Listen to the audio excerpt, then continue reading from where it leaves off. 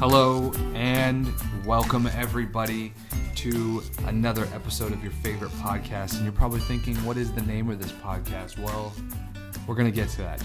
Just cool it, take it easy, breathe in, breathe out. We're here. Way to build the suspense. I like that. That's my job. That's my job here at blank blank. With me as always, my name is Isaiah Cooper, and with me as always is Greg McGinnis, my friend. Good afternoon, listeners. You know, Greg, I really enjoy twice baked bread, or as some people call it, toast. Of course, who doesn't love twice baked bread? I think that's a thing, isn't it? Like if you, what am I thinking of? Twice baked potatoes? No, maybe. Refried beans. Twice baked bread, right? Because it was baked originally to make bread. I like and that. Then you bake it again and you make toast. I like that. You've added some complexity to an otherwise simple dish. Yeah, you want to, I made a list the other day, Greg. I made a list the other day, and the list, so I realized I'm never going to get this list done, and that's because I called the list Things to Do Tomorrow. Nice. You can make that a lot longer because you never have to get to it. I like that. That's every time I look at that list, it's, this is things for tomorrow. It is fun to make a list for tomorrow because you can get so much shit done tomorrow if it's not here yet. But once it gets there, you're like, shit, I didn't wake up until 9:30. I got this other thing. The dog has to be dealt with. I got this. The list gets cut when it's today's list, so it's good. These are just really stupid like one-liners that I'm reading you. I thought like at the last minute I'd jump in and read it. They're not even that great. How do you feel about this one? If I was a drug dealer, if I was a drug dealer and I sold pot, I would just own a skunk. So that love it so far. Hilarious. So, yeah, you got to be able to get through this real quick. No, I think the thing is, if I was, it's actually one of the last shows that I did with what's his name. I did that joke. If I was a drug dealer, I would. What's his name be? With Dan Frigolette. You know that guy. What's his face? Yeah, what's his nuts? So I say, yeah, if I was a drug dealer, I would own a skunk to deny all probable cause. That smell, officer. Oh no, that's just my pet skunk, Roger. He's in heat. And I got that joke because my mom always goes, I smell skunks. There's skunks. That's what she thinks weed smells like? Skunks? Right on. I don't think he's smoking the right weed if it smells like skunk. Or maybe you never have smelled a skunk. They're pretty hardcore. I've smelled skunks plenty of times. That would be a good thing for a drug dealer to have. You just stick your finger in his ass like the cops are going to raid. No one is coming in there, dude. No one's coming in. Everything is ruined and you can't come back either, but the cops aren't coming in to get your shit. Yeah, but Nana just thinks it smells like shit. Nana's not a real pot smoker, so. She's not a real pot smoker? Is she working on it? She's training? She's trying to hang. So... Let's just jump. Let's get on in here. I mean, we're already in it. We got to have our sponsor, man. Every week we have our beautiful, amazing sponsors.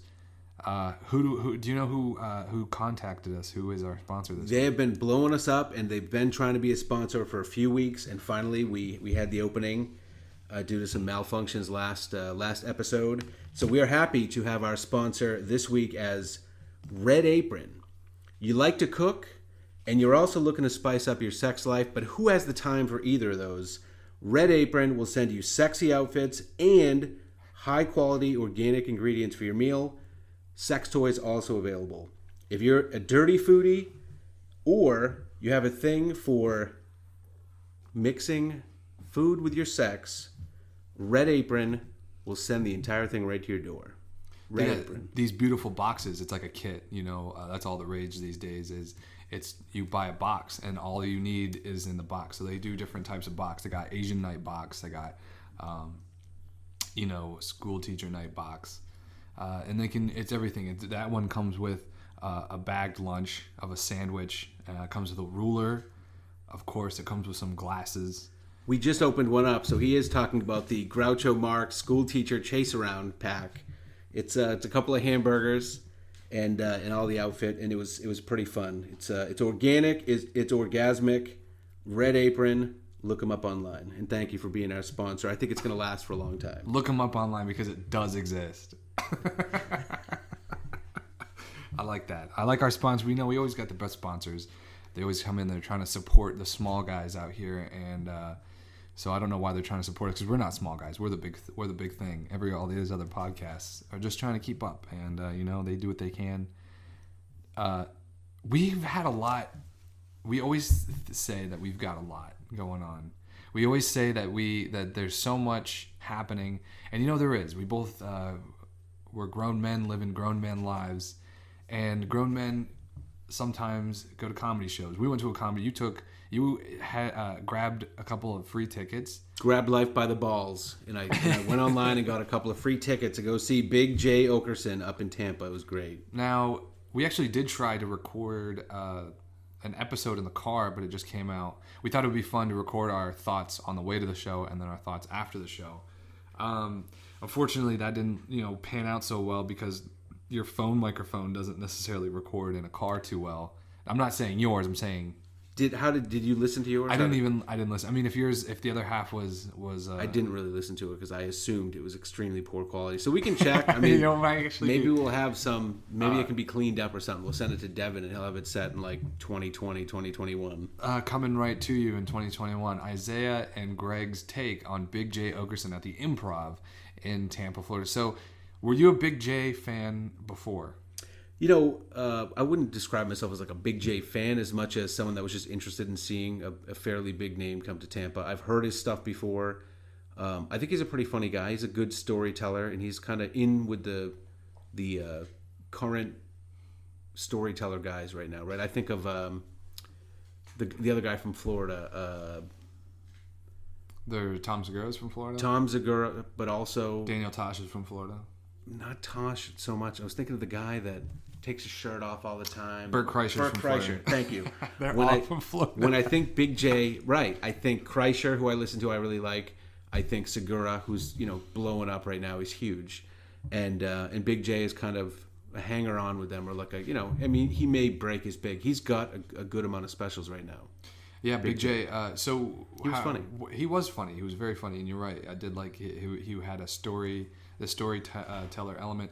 Now, when you listen to comedy, what could you say is the type of comedy that you're most drawn to? Is it setup, laugh line, punchline, or is it like which you find in any kind of joke telling? But do you prefer story telling jokes? No, I think I'm probably more like the standard, like a Rodney Dangerfield. Just punch them out. Meat and potatoes. Yeah. But I mean, if a story is told well, I can totally get into that, Mm-hmm. And I can also like just odd meta stuff. Like Norm Macdonald, one of the things I used to love that he did on his podcast was he would set this lame thing up. If you listen to the show, you knew he was going to do it. He did it like 10 times. He'd start talking to the guests and something would come up about some third party that one of them knew. And he would say, oh, there was this guy in Canada. What a real bad guy. And he'd go through this really long list to the point where the guy was like killing multiple people and eating them and all. And the person would be like, what the hell? And he'd be like, what I'm trying to say is this guy was just a real jerk. And like, that was his punchline. And it was like, it took like 5 minutes sometimes. And it was like, holy shit. But I laugh because he's working so hard just to get his nut. He's committing. He's committing. He's really committing too. Regardless of how, out into left field it is. So I even appreciate that type of stuff. Sometimes that's the funniest stuff because someone is just, I don't know what it is. Are you familiar with the aristocrat joke? Yes. They what's his name made a movie.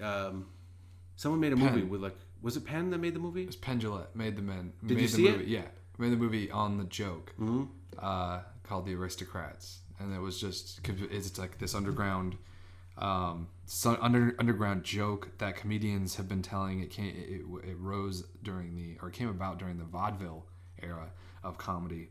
And so when jokey jokes were the thing, and it was just the idea of the joke is you have a beginning and an end, and the middle part you make up. And the beginning is a family walks into a talent agency, and they say, we want to be a show, and the talent agent goes, all right, well, what do you got? That's the And beginning. that's the beginning. And what you do is you fill in the show, you make up the show, and you just have it be the most gruesomely vile, awful, terrible, disgusting thing you can think of. And then you wrap it up by saying, The guy says, that's the worst act I've ever heard. That's typically how it ends. That's the worst act I've ever. What the hell? What do you call that? The Aristocrats. The Aristocrats. And That's it's the the punchline. juxtaposition of this horrific thing with this prestigious name, the Aristocrats. You know, so it was, you know, Chevy Chase was reportedly had parties where they would hang out and try to see who can tell it for the longest. Like, who can, like, get out a 20-minute long Aristocrat. Tell it for the longest. You know? And it's a really, really, it's an interesting thing, and it's one of those, it's not, it is dirty, it's vile, it's terrible, but that's part of it, you know? Like, you know what you're signing up for. You can't be offended by something like that. Like, that's the name of the game. It's all fake. It's all, like, made up and kind of, but it's a lot of, I think, why did I even start talking about the Aristocrats? Just different styles of Oh, comedy. because you were talking about Norm Macdonald saying, building this whole thing just to say the guy's a jerk, and I think, you know, there's this ad-libby kind of, like, big build for a kind of small twist, but in that's a joke in itself. And but yeah, dude, there's no wrong way to do it. I've really been turned on a lot to Norm Macdonald. After He's definitely one of my favorites, dude. After what, though? After you were like, dude, Norm Macdonald, and there is something about him. There's something about him, and I watched his special that's on Netflix recently. The recent one? I think it is a recent one, and where he does It's this like joke. Hitler's dog is the... Hitler, yeah. You know, because Hitler had a dog. Dude, he's got some good shit in that one. Hitler had a dog, and you know what? This guy's killing everybody, and that was the whole joke. I loved it. It's so great, but the dog loved him. Right, and I think that was that's such a funny, genius, brilliant concept. Was that the idea of the joke? I believe it was, wasn't it? I don't remember that joke, but I do remember one that stuck with me that it just killed me. Where he was like, "You know who I don't trust? The Germans." He says, "Listen, I get it. I'm not trying to be racist, but he's like, there was a war. They started it. Who did they decide to fight against? The world." He just has this funny enunciation, and just he puts emphasis on stuff. Then there's another world. They almost won. Jesus, it was way closer than we thought. Again, they start up a second war. Who again did they say? The world. Who did they choose as their opponents? The world. And so I just love where his mind goes. It's funny to see him now. By the way, he's like an old, fat version of Norm Macdonald. I mean, everyone ages, but he's whatever. not even that old. I think it's that he came out of old balls. You know, his father was really, really old. His father was really old. He came from an old family, and I think he just had that old rural too, aura, rural Canadian. Yeah. So that pulls it back even further that from aura, 2018. Yeah, exactly. But he is actually like late 50s, I bet now. But not that old. I know, but to be a comedian, I mean, Mel Brooks, Don Rickles. Okay, you're by listing a couple of guys, you're pointing out how rare it is that guys over 50 are, you know. Well, because usually they live their life in the fast lane and they croak. But you know, I'm talking about practice. I'm sorry. About practice. He's dying to get that in. I love it. No, it just falls out. So no, wait, but the Big J show. Big J. Yeah. What we didn't realize, I don't think going in, I don't think either of us realized it, was that he did this show. I don't know if this is what he always does. This is the only time I've seen him. It was like 100% crowd work. He showed right up and he was like, "Hey, how you guys doing? Let me pick up where the other guy was left off about, you know, with the last thing he said to the crowd." And he went over. He did about an hour, I want to say. I think maybe a little over an hour. Yeah, and he definitely went over a little bit, or maybe someone else went over a bit because we were out late altogether. And now I've heard when comedians that are at his caliber, I've heard him talking about, they will do a little more crowd work or make their jokes seem more crowd worky when they are constructing them, when they're in the phase where they're building their jokes. So if they have like, here are all my premises and I have some laugh lines, I have some things, but they're not really fully fleshed out, they will use them more conversationally to leave them open to see where they go, where they can play with them. Mm-hmm. And so when they tighten it up for maybe a special or to do it in front of a theater where they're not going to necessarily work with the crowd as much, that's what they'll use. You just have to add a little opening premise to kick it off. Right, and that makes sense because you get more credit from the crowd if you look like you're just kind of chatting with someone and it's funny. Right on. Where clearly most of the stuff that he had going was like preformed ideas about, he was either pulling the conversation towards something he wanted or he was opening up with a conversation that was Definitely there's the no conductor. doubt was gonna That's the great illusion of crowd work. Everyone thinks that crowd work is that's the illusion of crowd work, is that it's off the cuff, like, wow, this guy's quick. But he's seeing 2 audiences a night for 5 nights a week in 30 different cities over the course of, you know, however many months, and he's saying the same shit to everybody. He knows when I give a stimulus to this audience, there's one of 3 different responses I will probably get.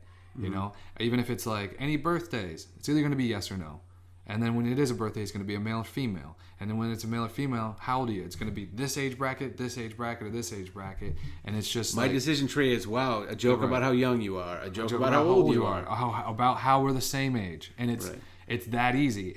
But from the audience who's being led by this guy, it seems like, wow, look at him go, right? But really, he's got everything in the palm of his hands. There's nothing you're going to throw at him that's crazy. It's even funny when they get something that's crazy, because I see that a lot. Like Todd Barry did that a tour where he was the whole thing was, I'm not doing any material, it's just crowd work, which means I'm just going to be operating from my Rolodex and decision tree, like you were just saying. Mm-hmm. But if they get something where, like, what do you do for work, sir? I'm an electrical engineer for such and, you know, then they go, that totally sucks, moving on. And it's just like that. That'll get a laugh too, and they can get it back into, they want plumber, electrician, something that they've had 100 times that they've had a chance to or something that sparks something immediately. You know, that'll be something new. Yeah. And but yeah, that's the great illusion of crowd work when it comes to comedians, and that's something when you start going to you start performing with guys who do a lot of crowd work on multiple nights. You start seeing, man, he's saying the same shit over and over again. When I was barking, and I'd bark with these guys, and then I would go in and I'd watch their shows. And I'd be like, this guy does crowd work every night. I'd go in and I'd be like, he's there, he's safe. It looks like he's on a tight wire, but he's on a tight wire with like fucking straps everywhere. He falls. He's hardly even like, you know, tipping side to side. It's really not as dangerous as everyone thinks it is. But that's the illusion, and that's what makes it good. Yeah. And that's what that extra thing be like. I even went many years ago. One of my favorites when I was a kid was Stephen Wright. You know Stephen Wright, because he just throws out the insane little non sequiturs. He's like a living version of the Far Side cartoon. Mm-hmm. Everything he says is, you know, hey Bob, how come you don't call me anymore? My phone doesn't have a 9. Well, that's crazy, man. How long have you had it? I don't know. My calendar has no 7s. Like that type of stuff. But he did a little bit of crowd work, but he was so he didn't have all kinds of room in his act to be able to jump around with shit. So I was sitting fairly close. We went to go see him in Maine, the show that I remember, and I'll never forget. He did yell out a couple times to the crowd, what do you do for work, sir? And the guy said, like, I'm a plumber. And he went, you're an electrician, like whatever he needed. Because, I mean, how many people are going to really hear? Like the 8 people that are around the guy. And you pick someone up close, and then you can say whatever the hell you want. And it's still funny for him to steamroll. And right. It's just like, what do you do? So the 8 people that hear it are like, that's funny. He doesn't even give a shit. He's just doing it. And everyone else is like, wow, that's crazy. Whatever the guy said, he was going to come up with this masterful 2-minute thing. Which is great. I love it. And if it's not, it's still funny. Yeah. Yeah, man. I really enjoyed the show. It's been a minute since I've been to like a professional live comedy show. I liked Big J. I've never seen him perform. I've heard him on a lot of podcasts. Never heard him perform. I think I would. I want to see him again. I want to see a special. I want to see one of his specials. But yeah, man. What was lost from our really bad audio, but really good half an hour up to the show, hour back. So I think we probably recorded for at least 30 minutes each way. Mm-hmm. Was on the way back, we were doing the critique of talking about the show, and the thing I remember, even though it's been a few weeks, was Isaiah was cracking me up how stone-faced he was through the local opener, then like the opener, and then even like the traveling middler guy that comes up before Big J that's like traveling city to city with him. It was like halfway through his act, so we're talking like 40 minutes of real time before Isaiah would even pretend like he was going to smile at all. And the first thing that I still remember, this has been like 3 weeks or a month, the first thing he laughed at was this joke the guy made about frozen blueberries for like unfreezing and then putting them in the freezer. They refreeze into a big clump, and then you can't put it in your NutriBullet. And it was funny, the whole thing the guy set up. That wasn't good enough for Isaiah. 40 minutes into a comedy show, by the way. But the guy like 2 tables over like made this real exclamation about like, oh my God, I totally relate to that. That was funny to Isaiah finally. And then I was like, wow, 40 minutes in, he's not giving these people shit like he was going to have to pay by the laugh. And he was like, none of this shit is good shit. That's a real Jewish way to look at it. It's like, I'm paying like I'm paying by the laugh. It was funny because in the beginning I didn't notice, you don't, and I was sitting kind of ahead of him until we had this third guy that ended up just going to sit. He was like a big guy. He went and sat by like the door. He was a giant guy. Yeah. And so then I slid back, but then I started to notice out of the corner of my eye, Isaiah's not laughing. And then after, it probably took 15, 20 minutes. So I'm probably there's no doubt I'm exaggerating how stone-faced he was. But after a certain amount of time, I was looking over and I'm like, nope, he's not laughing at that. Nope. And then when that guy had that issue, it was a really funny occurrence, man.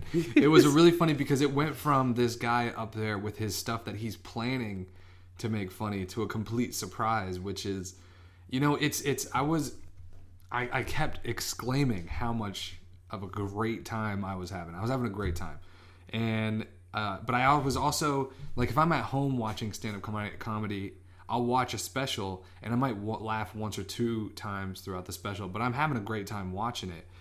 And it's that I don't feel obligated to laugh. Like, I'll laugh harder the closer I am to the stage because I feel like I owe it to them, and then I almost turn it up a little bit, laugh a little more. And usually I want to be a good audience member because that's what you should do. You should be a good audience member. But there was just something about like where we were sitting. It was right at that place where I was like, I'm enjoying myself. I should have been laughing because if I would have laughed, the people around me would have. It's infectious. It just I was having a great time regardless. I'm watching this, and yeah, he said this thing, and he's like, and then that blueberry, that giant refrozen blueberry, won't fit into the top of the NutriBullet. And this guy, it was like catty corner table to us. He throws his hand in the air and he goes, yes!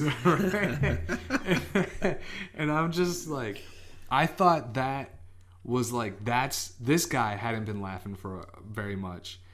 But that's what riled him up. Like, that particular detail. People in that love joke, it when the comedian relates directly. It related to him so much. Like, and then I looked at that guy, and I was like, that guy would know the hardships of refreezing blueberries and trying to get them into a NutriBullet. He just looked like such a yuppie kind of guy that would do that. And I thought the universe, like, that was such a surprise thing. But it was a fun show. I had fun. Yeah, once I cracked, then I was like, and then I got a little more introspective on what I was doing. And I was like, man, I should just be like, push a little harder because I'm having fun and I need to show that. And it was because I wasn't really busting your chops at the show. It was only after. Which that's what you should be doing. You did kind of loosen up, I think, after that. And then Big J was really funny. Another thing I noticed, besides the fact that it was all crowd work, was that his act was pretty hardcore on the difference between black guys and white guys' dicks. That was massive emphasis. He said at one point when it first came up, you're like, oh, this is funny. And then he was like, oh, it's one of my 5 topics. And at the end of the show, I was like, he's one of my 4 topics. And at the end, I was like, what are the other 3 topics? Because we really stayed on this one over and over. And don't get me wrong, it was funny as hell. It was awkward in some spots, I thought, because he was so like real with people that he was like, oh, you're a white guy, you got a black roommate? Oh, really? Oh, these are the girlfriends right here?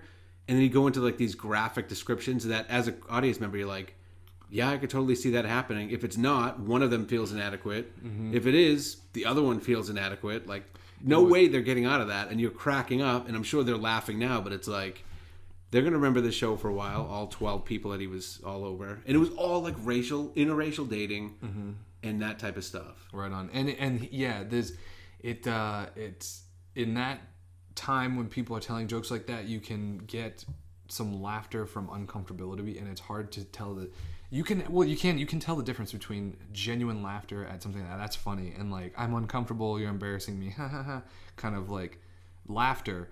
And I feel like he's in that place with that material where he's still getting that laughter, but he's still trying to find where I feel like Bill Burr has a habit of giving you something that makes you laugh uncomfortably, but then he digs into it so deep and so meticulously that he then turns it into like real laughter. Like how often he'll like, here's this topic that's uncomfortable for you, I'm going to talk about it so much and show you my point of view and get you on board with my point of view. It's not going to be uncomfortable anymore, and then you're just going to be genuinely that's like a and that probably is what Big J is doing with that, because it would go along with what you were saying. He was hitting it over and over with like similar angles, counting on that awkward laughter. But he was pretty funny. It was funny. It was funny regardless. It was funny. And you can tell that he's working to put something more, and that's what he's doing. That's what he's doing.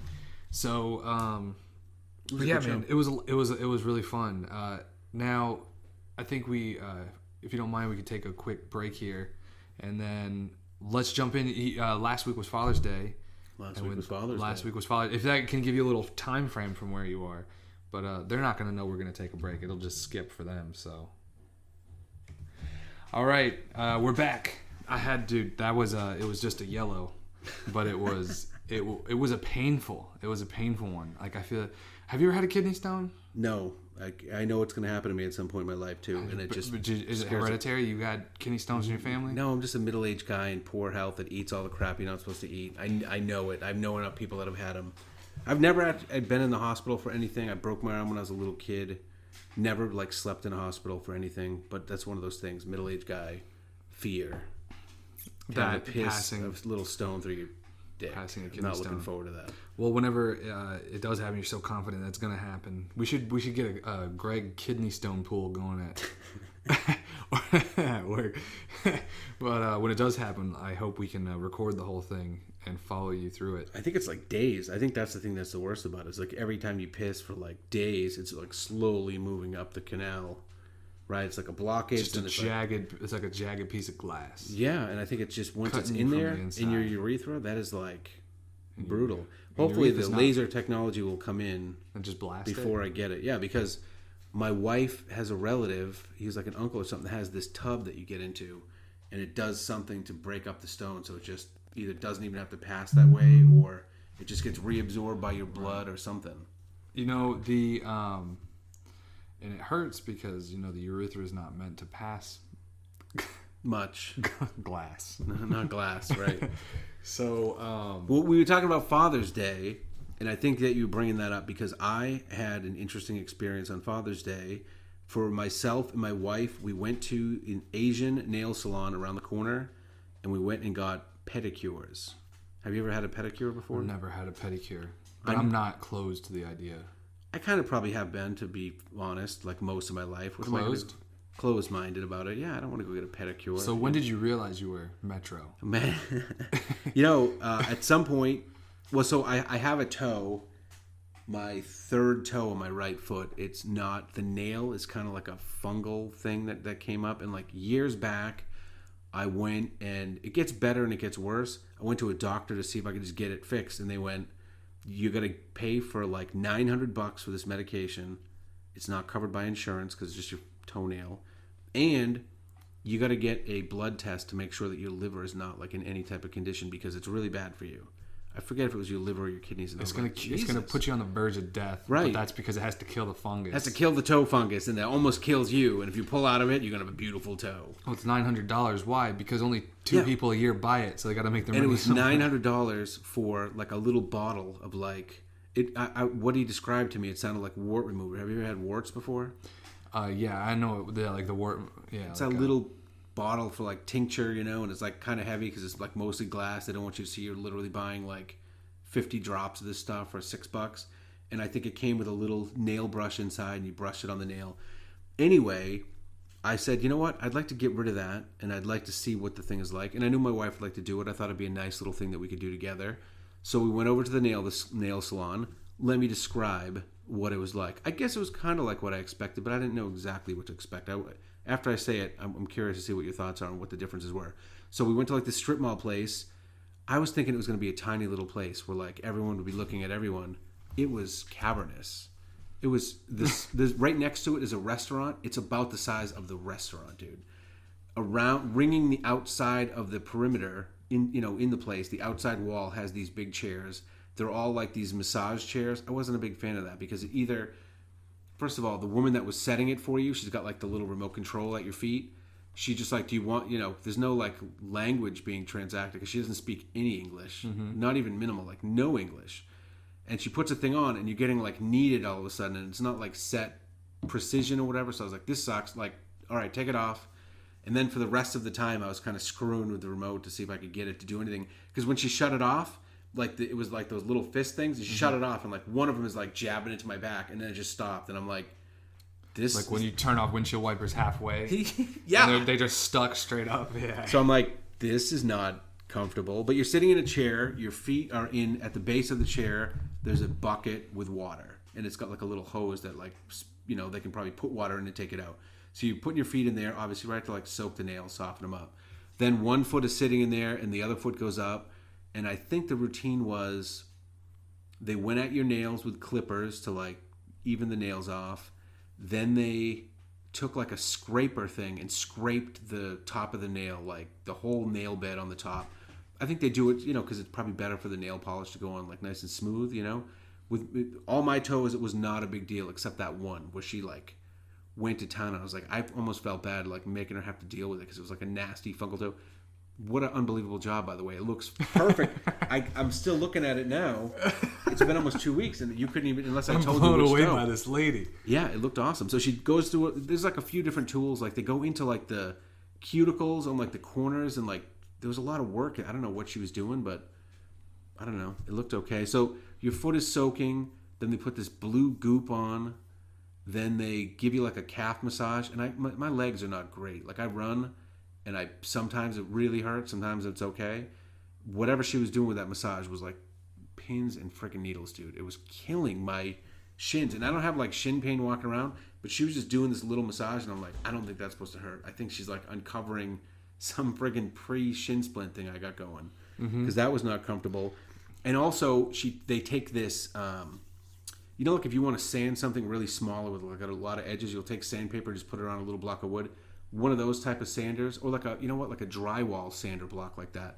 And she took that to the bottom of my feet, and my bottom of my feet are wicked ticklish. So I felt like such an idiot because I couldn't even help but like jerk them away. And she's like, she does 100 of these a day, so she's like pulling in, like cut it, cut the crap. And she's like, oh, she whipped the belt out, strapped you to the table. I mean, almost. No, they were just looking at each other because there was another woman that was doing my wife's feet next to me.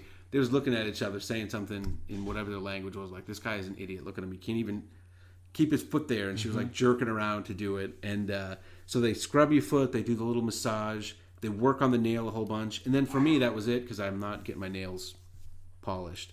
And I remember when we went in, it was like halfway through a game in the World Cup, which we might want to touch base on at some point.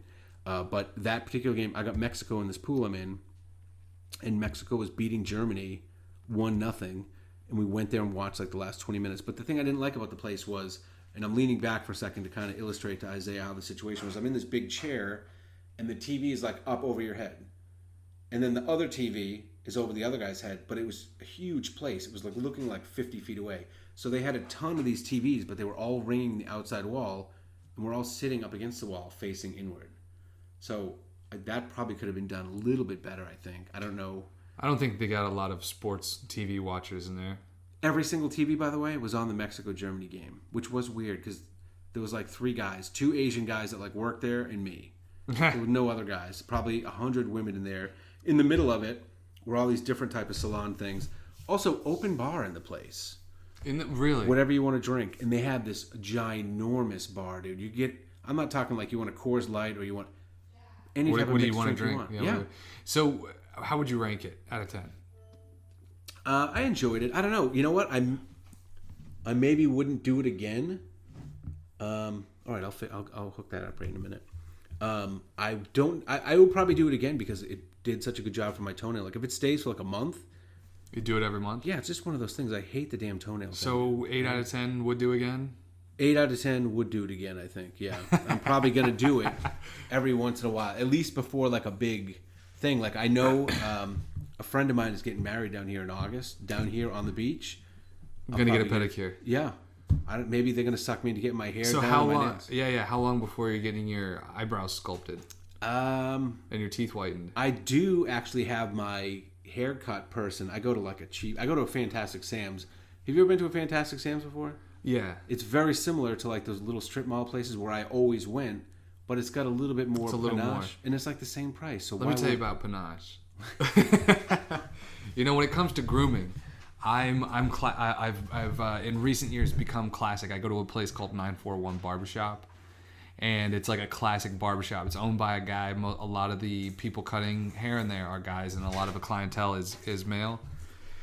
And I go in there and I get my bald fade, and you know, they do the whole thing with the trim. Like, they bring out like all these different types of clippers with different lengths, and then scissors, and then they bring out the shaving cream with the straight razor and the towels, and there's something about it.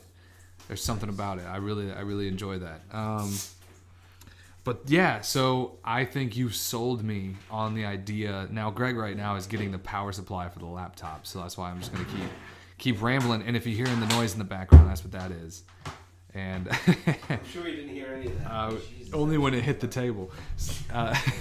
So I it was yeah, you definitely sold me on the entire. You should try it one time in your life. It's would love interesting. to. If nothing else, for the open bar aspect, maybe you're gonna go pre-game at something before you go into something. Go there, Pre-game. $25.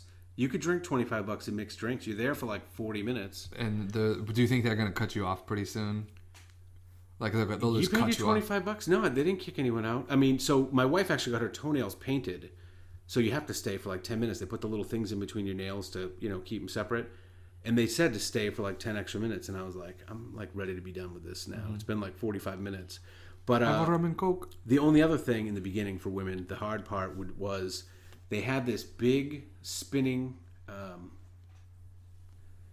like a display with all the different nail polish on it. Dude, it was a million nail polishes. You know how small a nail polish is? And they had like a rack like every 4 inches. They had one on each side of the door. And you have to choose. You have to choose. That's classic choice paralysis. Oh my God. I could be there all day. It was, there were probably I'd be there all day. 200, 300. I don't know. I'm not good with that type of spatial guessing. How many marbles are in this jar? It was hundreds. Hundreds, yeah, absolutely. I like it, man. I think I really.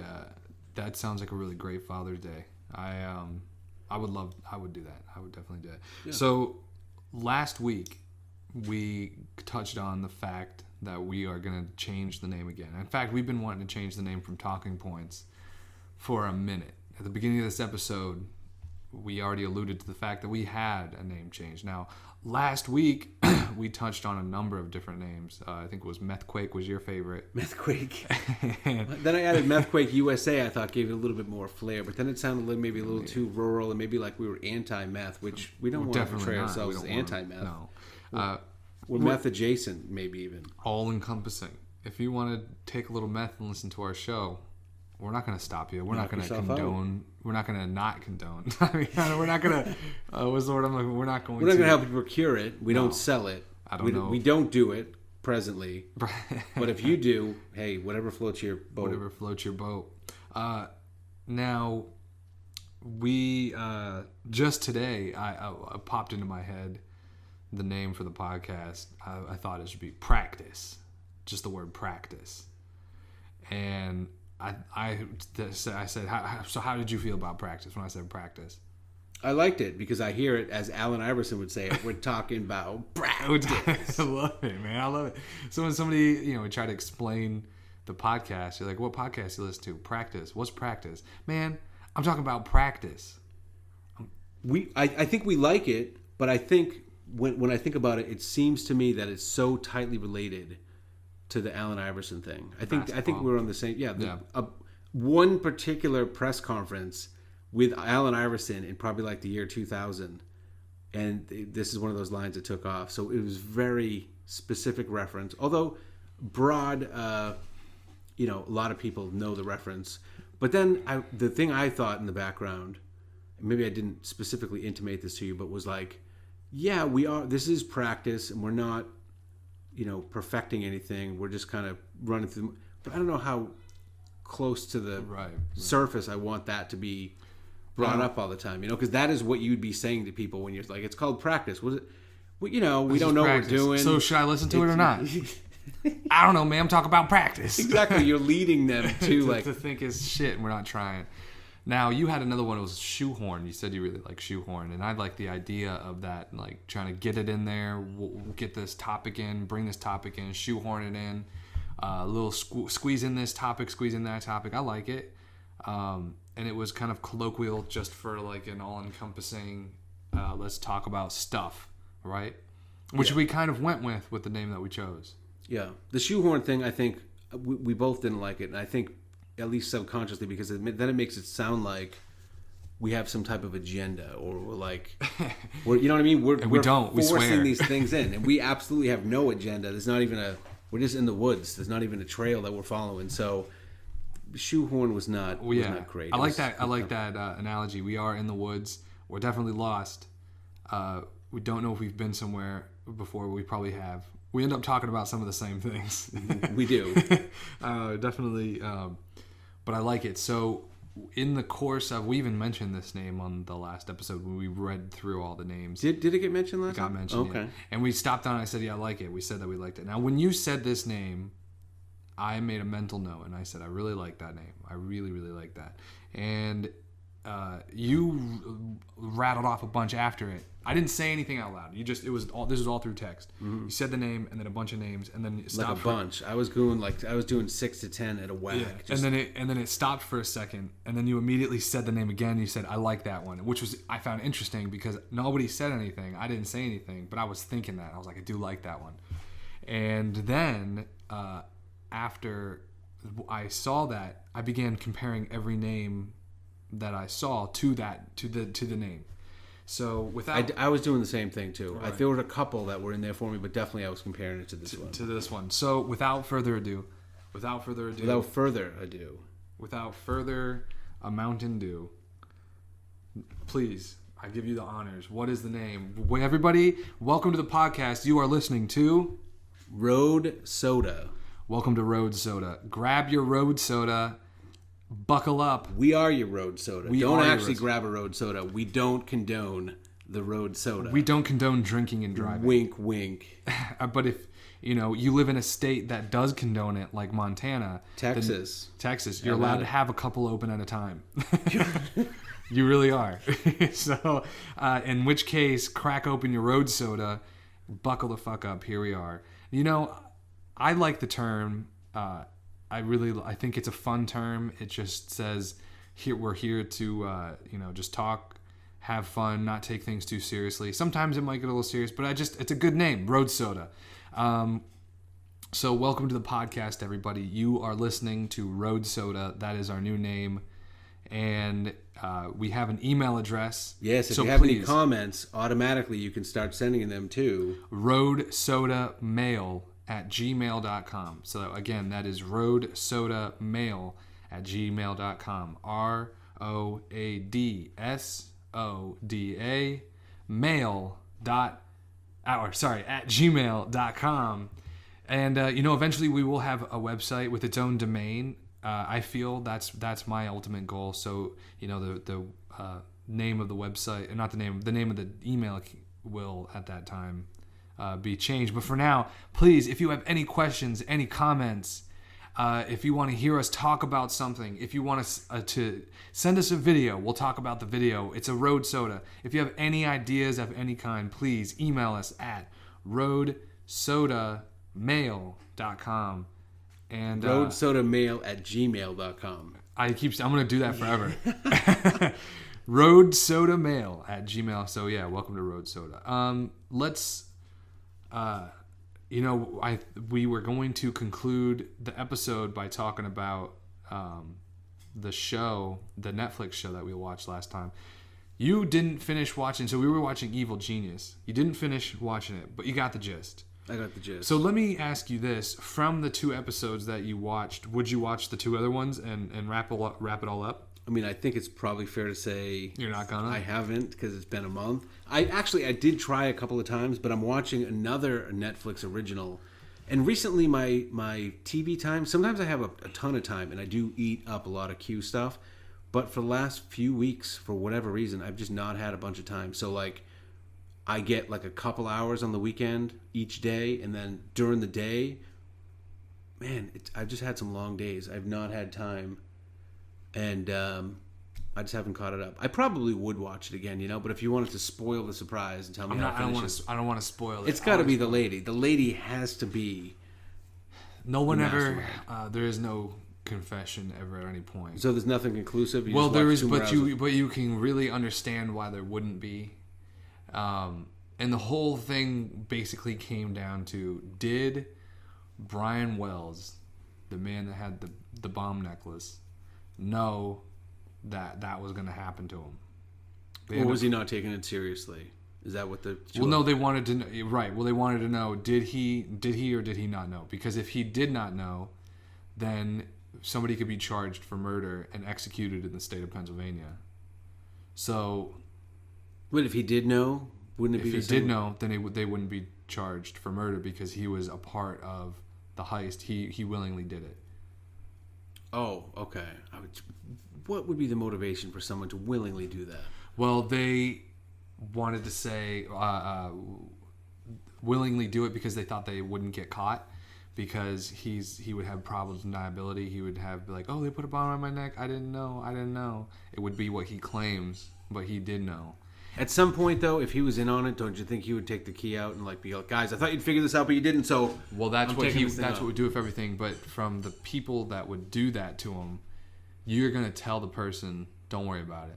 The bomb's not gonna go off. It's not a real bomb. But then when he walks out the door, you look at each other and be like, and they're gonna be like, did you give him the key or anything? Is the bomb gonna go off? And you look at it and you go, of course the bomb's gonna go off. I can't have that guy walking around with that knowledge in his head. Of course that bomb's gonna go off. You know, that's like, at the end of the. What even was the plan? Because I do have a question now, in case I don't watch those last two. Also, let's just stop right here. Spoiler alert, just for anything. If you might want to be watching this show, let's just say this. I don't want to spoil anything for you. Nice. But so unfortunately, yeah. I'm not gonna. But go ahead. What's the question? Well, so what was the plan? Like it almost seems like there was never any intent for this robbery to go right. They just wanted to kill a dude in like some grand, crazy fashion. Well, there's a lot of different ideas. There's an idea that they were expecting it to get a certain amount of money, and then once they got the certain amount of money, it was the death of Brian Wells. But then it was also this other idea that they wanted to do this just whoever it was that set this all up wanted to do it just to screw with the police and the cops and outsmart somebody and do something. So the money, because it was a nominal amount of money anyway. But they did find that the amount of money matched perfectly to a couple of different things that they were asking for. It was like an inheritance that was spent by a parent instead of giving that money to the child was the exact amount that was being asked for, as well as the amount of money that was being asked for a house that was being sold. So the people, the suspects, one of them had like a house that they were trying to sell for this exact amount of money, or that they were trying to get and they had to like pay their family back or something. The other one was like an inheritance for the exact, and it just so happened to be the same amount of money that Brian Wells asked for in the bank. So, well, how much? It was only like $6,000 or something, wasn't it? 65. 250. 250,000. I think so, yeah. And that's how much money he took out of that bank? No, he didn't get out. He didn't get out of the bank with that much. That's how much they were asking for. That's how much they asked for. Right. But he didn't get any more than what was in the registers. And it was only like $6,000. It wasn't a lot. Yeah. How much is that doofus's life worth? I know. No. But anyway, very interesting. And I think we came to the conclusion last time that the show itself isn't necessarily really well done. It's just the story is so compelling and intriguing that carries it the whole way. But when it comes down to editing and how it was done and everything, it's like, yeah, when you film a documentary, you shoot all the footage and then we start watching the footage, the story tells itself. It pops out to you on itself and you cut it up and it just kind of comes out. And there wasn't a lot going on with it. Now, I wanted to really land on a specific time. We are right there, and I think we should hold off on the Netflix choosing for the next week, just so we can have this really tight, concise show and episode for this week. That's what I'm thinking. So everybody, thank you. You know, this is like the third or fourth time already that we've recorded here in person. We're doing it with one microphone now, so the audio might sound a little different. But it's going to help us grow and expand and change the show in many ways. So thank you, everybody. Welcome to Road Soda. Again, if you have any questions or comments, email us at roadsodamail@gmail.com. Nice. Next time you want to crack a road soda, we will be there. We were there. Flip us on. Thank you very much.